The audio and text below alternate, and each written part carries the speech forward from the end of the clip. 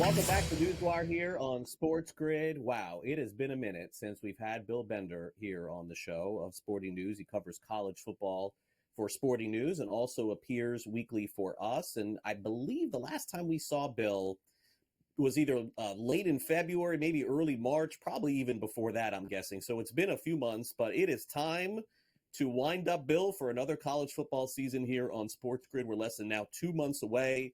A lot of catching up to do. Bill, thanks again for coming on NewsWire. It's great to see you. No, yeah. Once we get into media season, and I think Monday with Texas and Oklahoma officially joining the SEC and all these moves that we have to catch up on, I've been telling people for a while, Craig, that it's a how does this work season with the new conferences, with the playoffs, the new teams. There's a lot to sort out. There's no doubt about that, and it's good to be back.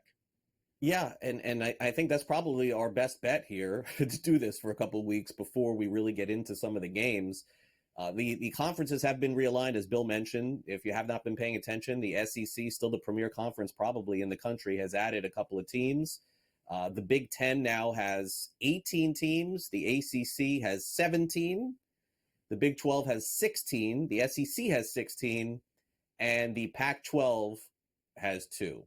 And I know they went off the air the other day on television. There's no more Pac-12. I did see that as well. So we could go in a number of different directions here. I mean, I guess let's start with what's going on here with the Pac-12. Are they going to continue? And then, in your opinion, do you think that people will enjoy this new alignment in college football? There's going to be a lot of surreal moments this year. And I'll start at the top. It hit me when you said 17 ACC teams, and then you're like, oh, yeah, SMU, Cal, and Stanford are in that league now. And I may be watching a late-night game between Stanford and Wake Forest, and it's not a basketball game. I don't know what they'll do with Oregon State and Washington State other than I think their most logical move is to probably go into the Mountain West and try to find some access into the playoff that way. It's one of the casualties of losing the Pac-12 is those are two outposts that have a history in college football, and you hate to see it go. Talking about the SEC at the top, another pinch me moment will be seeing Texas and Georgia in a huge SEC game, maybe twice, maybe 3 times with the 12-team playoff. And, Crazy. Of course, up here in Big Ten country, the Pac-12 games, USC and UCLA were teams that I grew up not really liking, because they were the Pac-12 team at the end of the rainbow at the Rose Bowl that the Big Ten champion had to go up against. And now the game at the Coliseum and the game at the Rose Bowl is a conference game. Those are some of the moments that are going to hit me this season. Yeah, I look, again, as somebody who is I live in South Florida. It's like sort of ACC country, but going to school in SEC country and being a Gator, it's kind of crazy for me to see all these different matchups. And look, I think it'll be interesting. I think it'll take some time to get used to. The only thing that really is going to take some getting used to are the betting odds, Bill, because this is has some shock value looking at the potential winner to win the SEC and seeing Texas there, right in the thick of it to win the SEC. Clearly Georgia's still the favorite at plus 180. Fair to say, I think at this point, Alabama, if you ever would say that they're a team in transition in the last 15 years, this is probably the year for them. Ole Miss could be strong.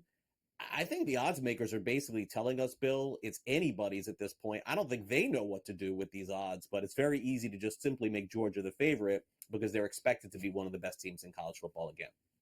Yeah, and their road is not easy. I think before you make a pick on the SEC champion, you have to consult these schedules because with a 16-team setup, there are imbalanced schedules.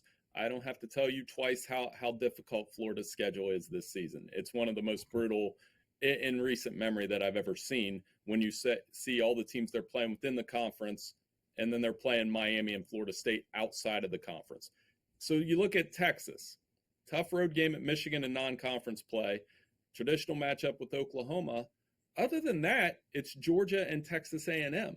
So if they can win 3 of those games or even split those 2 games, not lose any of the rest, you're looking at a 10-2 Longhorns team that will probably be in Atlanta for the SEC championship game in their first season in the conference, which is a scenario I would have not dreamed of saying 3 years ago when they joined it. So they are definitely a team to watch. Oklahoma, conversely, brutal schedule. Got to play Alabama, got to play Tennessee, got to play LSU.